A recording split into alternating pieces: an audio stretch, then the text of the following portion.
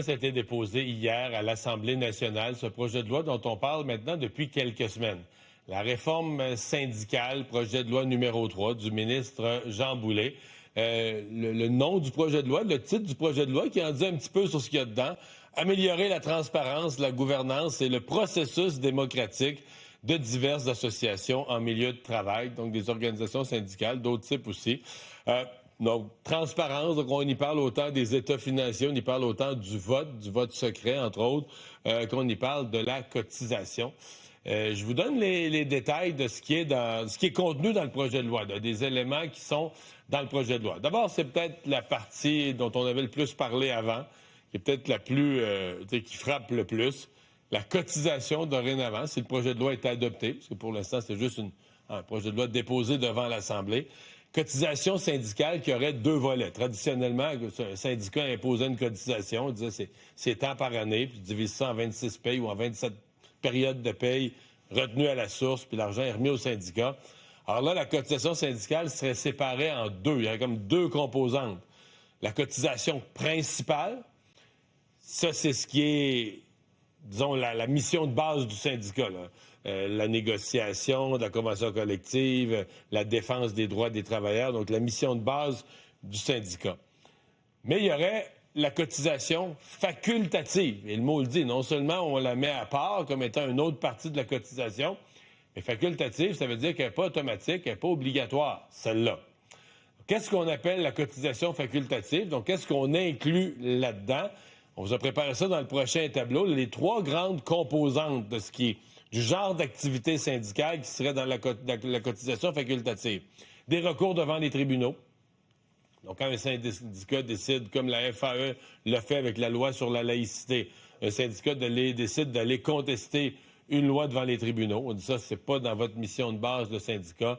Ça devrait être dans une cotisation facultative. Des campagnes de publicité, quand les centrales syndicales se lancent dans des grandes campagnes de publicité.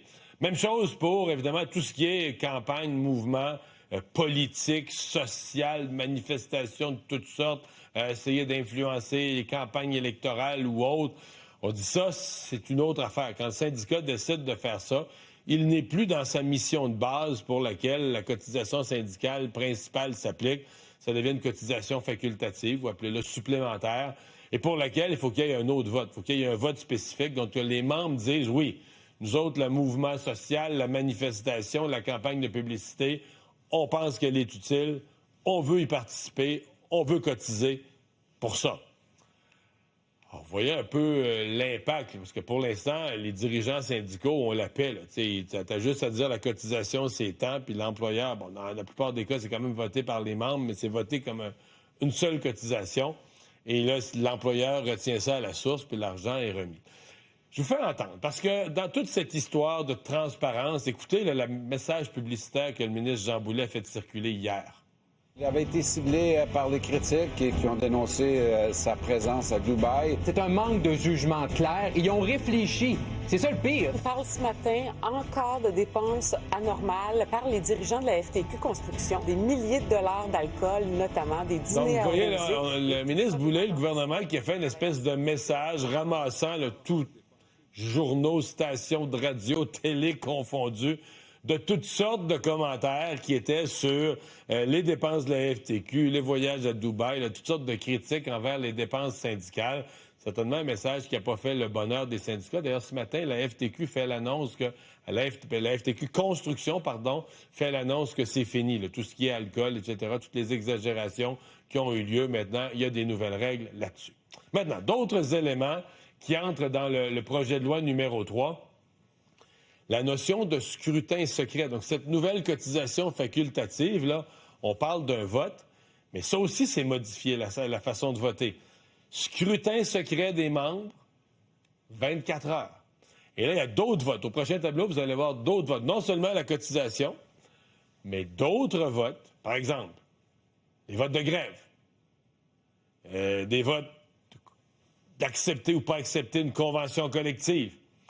Alors là, on parle d'une nouvelle façon de voter, oui, vote secret, mais vote pour une période de 24 heures. Toute l'idée étant de dire que, je vais faire la caricature à l'autre extrême, là. L'assemblée syndicale qui finit à 1 h du matin, on prend le vote à 1 h du matin, Les gens sont partis fatigués, il reste 24 crinqués, puis là, ben, eux autres, ils votent la grève. Ils votent la grève au nom de tout le monde. Ça serait fini, là. Si la loi est adoptée, ce serait fini. Donc, tous les membres dans un vote secret, donc pas d'intimidation, personne ne sait pour qui tu votes. Les membres auraient 24 heures pour s'exprimer, alors que le gouvernement qui veut donc favoriser une plus grande démocratie. Vous comprenez que dans tous les cas que je viens de vous nommer, les syndicats rétorquent en disant « tu te mêles de nos affaires ». Nous, les syndicats, on organise nos affaires, nos règles internes, nos finances comme on veut. Viens pas te mêler de nos affaires. La réponse du gouvernement, c'est de dire « attends un peu, comme j'ai un prélèvement à la source, que tous les employés sont obligés de payer la cotisation, mais quand tu prélèves l'argent de toutes les payes de tout le monde, il vient avec ça une obligation. C'était une cotisation volontaire. Là, tu prélèves des gros montants sur la paye des employés. Moi, comme gouvernement, j'ai un devoir de m'assurer. C'est ça là, qui se dit des deux côtés. Là. Un dit tu t'occupes de mes affaires, puis l'autre dit ben, j'ai le droit de m'en mêler. Autre élément du projet de loi, c'est la transparence. Donc, on aura beaucoup plus d'exigences en matière de présentation des états financiers des grandes organisations syndicales. On dit qu'on va tenir compte, on sera peut-être moins sévère pour les plus petits syndicats, mais plus le syndicat est gros, plus il y aura nécessité de présenter des états financiers complets aux membres. Je peux déjà vous le dire, là, c'est une guerre, ni plus ni moins, qui s'annonce. C'est déjà connu, l'opposition annoncée des grandes centrales syndicales, ce qu'on a déjà connu comme espèce de front commun des grands syndicats du secteur public. Est-ce qu'ils seront en front commun ou pas? Mais pour l'instant, ils ont tous annoncé la même intention de combattre ce projet de loi, probablement d'autres centrales syndicales aussi. On s'attend là, vraiment à une opposition concertée des organisations syndicales contre ce projet de loi.